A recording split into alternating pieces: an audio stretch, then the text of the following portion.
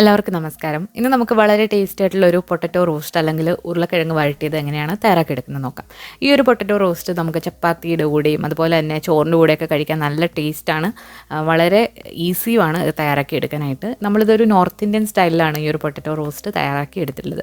അപ്പോൾ അധികം താമസിയാതെ ഇത് എങ്ങനെയാണ് തയ്യാറാക്കിയെടുക്കുന്നത് നോക്കാം. അപ്പോൾ ഇത് തയ്യാറാക്കാൻ വേണ്ടിയിട്ട് ഞാനൊരു ഇരുമ്പിൻ്റെ പാത്രമാണ് എടുത്തിട്ടുള്ളത്. അപ്പോൾ അതിലേക്ക് കുറച്ച് വെജിറ്റബിൾ ഓയിലാണ് ഒഴിച്ചു കൊടുക്കുന്നത്. ഒരു 2 ടേബിൾ സ്പൂണോളം ഒഴിച്ചു കൊടുത്തിട്ടുണ്ട്. വെജിറ്റബിൾ ഓയിലൊന്ന് ചൂടായി വന്നു കഴിഞ്ഞാൽ ഇതിലേക്ക് ഒരു 1/4 ടീസ്പൂൺ ജീരകം, ചെറിയ ജീരകം ഇട്ട് കൊടുത്തിട്ടുണ്ട്. അപ്പോൾ നമ്മൾ ജീരകത്തിൻ്റെ ടേസ്റ്റ് ഇഷ്ടമില്ലാത്തവർക്ക് ഇട്ട് കൊടുക്കുന്നുണ്ട്. പക്ഷേ ആ ഒരു ഓതൻറ്റിക് നോർത്ത് ഇന്ത്യൻ സ്റ്റൈലിൽ കിട്ടണമെന്നുണ്ടെങ്കിൽ ജീരകം ചേർത്ത് കൊടുക്കണം. ഇനി ഇതിലേക്ക് ഒരു ചെറിയ സവാള പൊടിയായിട്ട് അരിഞ്ഞതും അതുപോലെ 2 പച്ചമുളക് ചെറുതായിട്ട് അരിഞ്ഞതും കൂടി ഇട്ടിട്ട് നന്നായിട്ടൊന്ന് വഴറ്റിയെടുക്കാം. ഈ ഒരു പാത്രം നോൺ സ്റ്റിക്ക് അല്ല, അതുകൊണ്ടാണ് ഞാൻ സ്റ്റീലിൻ്റെ തവി എടുക്കുന്നത്. ഉള്ളി നന്നായിട്ട് പെട്ടെന്ന് വഴണ്ട് കിട്ടാൻ വേണ്ടിയിട്ട് കുറച്ച് ഉപ്പും കൂടി ചേർത്ത് കൊടുത്തിട്ടുണ്ട്. ഇനി ഇത് നന്നായിട്ടൊന്ന് വഴറ്റിയെടുക്കാം.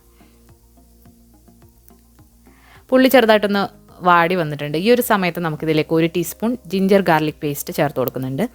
ഇഞ്ചി വെളുത്തുള്ളി പൊടിയായിട്ട് അരിഞ്ഞ് ചേർത്ത് കൊടുത്താലും മതിയാവും.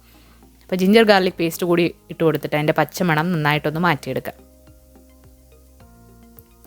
പച്ചമണമൊക്കെ നന്നായിട്ട് മാറി വന്നിട്ടുണ്ട്. ഇനി ഇതിലേക്ക് ഒരു 1/4 ടീസ്പൂൺ മഞ്ഞൾപ്പൊടി, അതുപോലെ ഒരു 1/2 ടീസ്പൂണോളം കാശ്മീരി മുളക് പൊടി, ഒരു 1/4 ടീസ്പൂൺ മല്ലിപ്പൊടി, അതുപോലെ തന്നെ ഇതിലേക്ക് ഗരം മസാല ഒരു 1/4 ടീസ്പൂൺ ചേർത്ത് കൊടുത്തിട്ടുണ്ട്. ഇത്രയും കൂടി ചേർത്തിട്ട് നന്നായിട്ട് അതിൻ്റെ പച്ചമണം ഒന്ന് മാറ്റിയെടുക്കാം.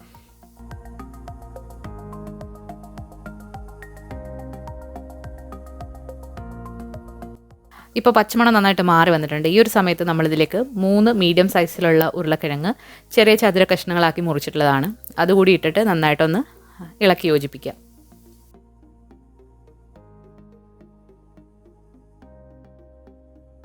ഇനി തീ കുറച്ച് വെച്ചിട്ട് നമുക്കിത് ആവശ്യത്തിനുള്ള ഉപ്പും കൂടി ഇട്ടിട്ട് അടച്ചു വെച്ചിട്ടൊന്ന് വേവിച്ചെടുക്കാം.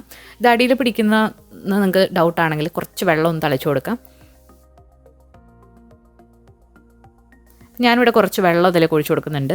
ഇതൊന്ന് ഈ ഒരു മസാലയൊക്കെ ഇതിലേക്ക് നന്നായിട്ടൊന്ന് പിടിക്കാനും അടിയിൽ പിടിക്കാതിരിക്കാൻ വേണ്ടിയിട്ട് കുറച്ച് വെള്ളം ഒഴിച്ചു കൊടുക്കുന്നുണ്ട്. അപ്പോൾ ഇതിനെ അടച്ചു വെച്ച് നമുക്കൊന്ന് കുക്ക് ചെയ്തെടുക്കാം.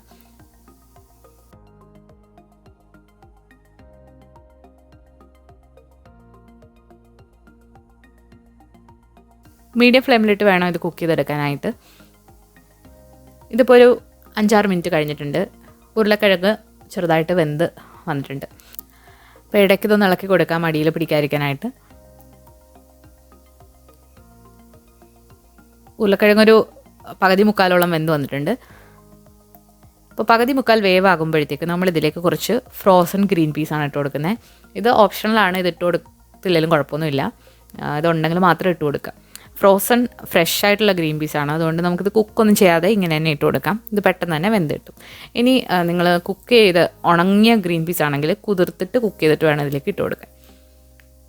ഇനി നമ്മളിതിലേക്ക് ഇതിൻ്റെ ടേസ്റ്റ് കൂട്ടാൻ വേണ്ടിയിട്ട് കുറച്ച് കസൂരി മെത്തി കൈവച്ചിട്ട് ഇതുപോലെ ഒന്ന് ക്രഷ് ചെയ്തിട്ട് ഇട്ട് കൊടുക്കുക. ഇത് ചേർക്കുമ്പോൾ ഈ ഒരു ഉരുളക്കിഴങ്ങിന് പ്രത്യേക ഒരു ടേസ്റ്റാണ്.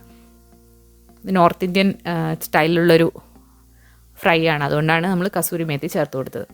അപ്പോൾ ഇതെല്ലാം കൂടി ചേർത്തിട്ട് അവസാനം നമ്മളിതിലേക്ക് ഈ ഒരു റോസ്റ്റ് നല്ലൊരു പുളിയൊക്കെ കിട്ടാൻ വേണ്ടിയിട്ട് കുറച്ച് ഇത് മാങ്ങ ഉണങ്ങിയതാണ്, അപ്പം അംചൂർ പൗഡറാണ്. അപ്പോൾ അത് എല്ലാ സൂപ്പർ മാർക്കറ്റുകളിലും വാങ്ങാനായിട്ട് കിട്ടും.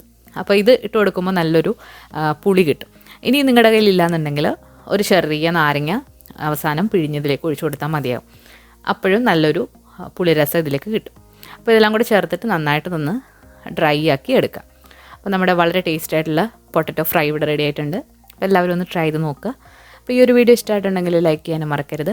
അതുപോലെ നമ്മുടെ ചാനൽ ഇതുവരെ സബ്സ്ക്രൈബ് ചെയ്തിട്ടില്ല എന്നുണ്ടെങ്കിൽ സബ്സ്ക്രൈബ് ചെയ്യാനും മടിക്കരുത്. പുതിയൊരു റെസിപ്പി വീഡിയോ ആയിട്ട് നമുക്ക് വീണ്ടും കാണാം. താങ്ക്